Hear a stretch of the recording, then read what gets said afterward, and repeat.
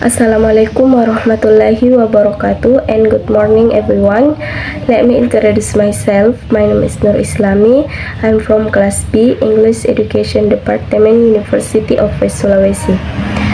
In this video, I will explain some important points regarding individuals' growth and developments. Well, the first is, what is individuals' developments? According to Harlech 1991 Rise 2002, individuals' developments is a pattern of movement or change dynamically starting from fertilization or conception continue throughout the human life cycle occurs as a result of mature and experience.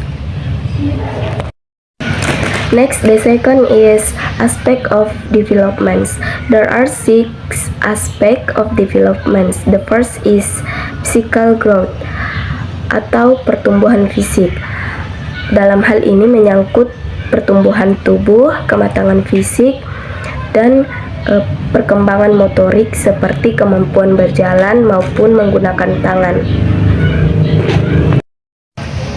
Next, the second aspect is cognitive developments atau perkembangan kognitif. Hal ini meliputi perkembangan kecerdasan, pemahaman, dan proses berpikir. Dalam aspek kognitif ini melibatkan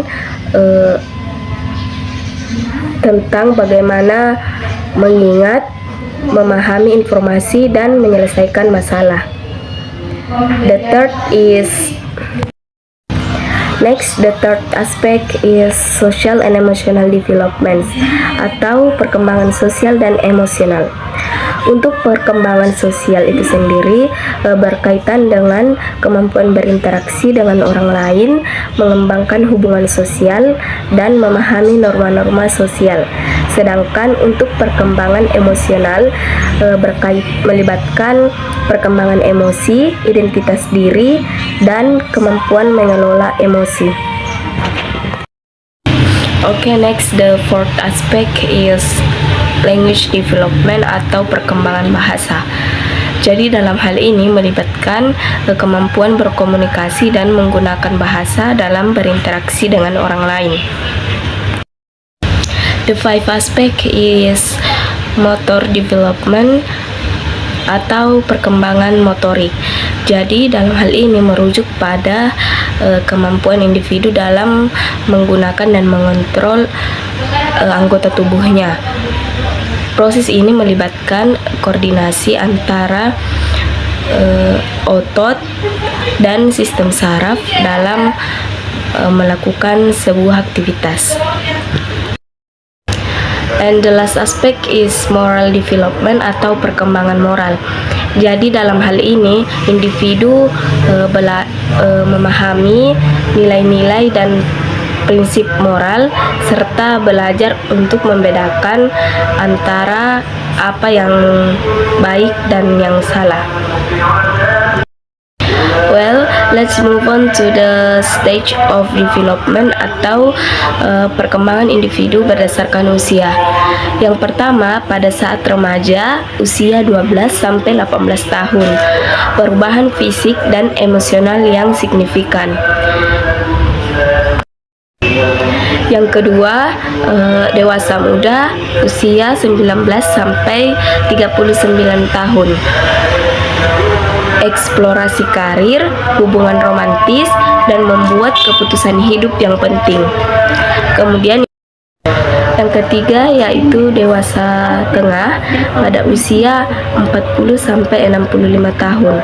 Dalam hal ini semakin mantap dalam karir dan menjaga keseimbangan antara dunia pekerjaan, lingkungan, dan kehidupan pribadi.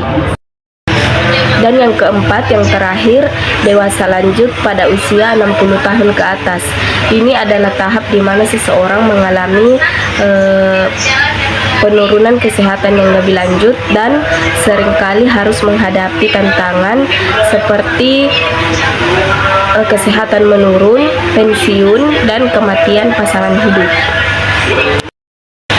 Let's move on to the fourth point is development theory according to expert. The first is psychodynamic theory according to Sigmund Freud. This theory feels the importance environmental influences, especially the environment received by individual early in development. The second theory is psychosocial theory according Erik Erikson. In general, this stage of psychosocial development emphasizes change development throughout the human lexicon. And the last point is cognitive development atau perkembangan kognitif. So, what is cognitive development? Cognitive development is one aspect of student development that is related to understanding or knowledge. Namely, a psychological process related to how individuals learn and think about their environment. So, those are some important points regarding growth and development that I can explain. Thank you for watching, and wassalamualaikum warahmatullahi wabarakatuh.